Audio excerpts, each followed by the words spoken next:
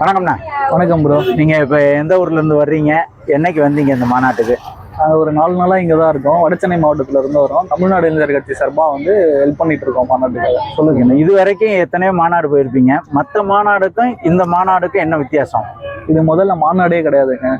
இது ஒரு திருவிழா, தளபதியோட திருவிழா. தளபதிக்காக கூடுற கூட்டம், ஒரே ஒரு மனுஷனுக்காக தமிழ்நாடே கூடுற கூட்டம். இது திருவிழாவை தான் நம்ம பார்க்கணும், மாநாடாவே பார்க்க முடியாது.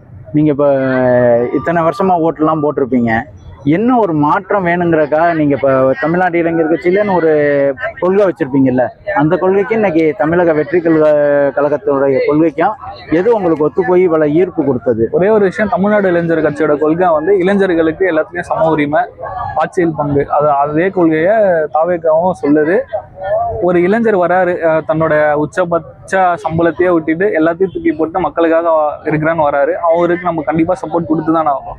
அதனால நாங்கள் தொடர்ந்து அவருக்கு ஆதரவு கொடுத்துட்டு இருக்கோம். நாளைக்கு விஜய் என்ன பேசணும், என்ன பேசுவார் அப்படிங்கிற ஒரு எதிர்பார்ப்பு உங்கள்கிட்ட இருக்கு? தமிழ்நாடே அதுக்கு தாங்க எதிர்பார்த்துட்டு இருக்கு. தமிழ்நாடு மட்டும் சொல்ல முடியாது, இந்தியா ஆல் ஓவர் வேர்ல்டே அவர் என்ன பேசுவார் அப்படின்ற ஒரு காரணத்துக்காக தான் வெயிட் பண்ணிட்டு இருக்கு.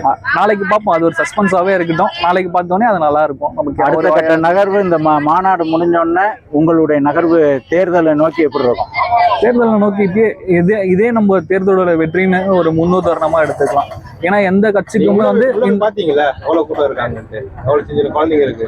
2026 எப்படி இருக்கு நீங்க பாத்தீங்க. ஏன்னா எந்த கட்சிக்குமே இவ்வளவு கூட்டம் கூடாது. ஒரு மாநாட்டுக்கு இவ்வளவு பேர் வர மாட்டாங்க. இத்தனைக்கும் வீக் டேஸ்ல இவ்வளவு பேர் கூட்டம் கூட்டுறது இதுதான் நாங்க பாக்குறோம் முதல் தடவையா.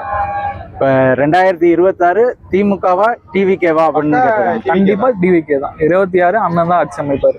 ஏன்னா இதுக்கு முன்னாடி எடுத்துக்கிட்டோம்னா திமுக அண்ணா திமுக இது ரெண்டு தான் இருந்துச்சு. ஆனா இன்னைக்கு அண்ணா திமுகங்கிற பேரை விட டிவிகே திமுகன்னு இருக்குல்ல. இல்ல, லாஸ்ட் ஸ்பீச்லயே சொல்லிட்டாரு, நமக்கும் திமுகவுக்கு தான் போட்டி, டிவிகே பிளஸ் திமுக தானே சொல்லியிருக்காரு. 2026 கன்ஃபார்மா டிவிகே ஆட்சி, டிவிகே தான் ஆட்சி அமைக்கும். உங்களுடைய வெற்றி கிடைக்க வாழ்த்துக்கள். Thank you bro.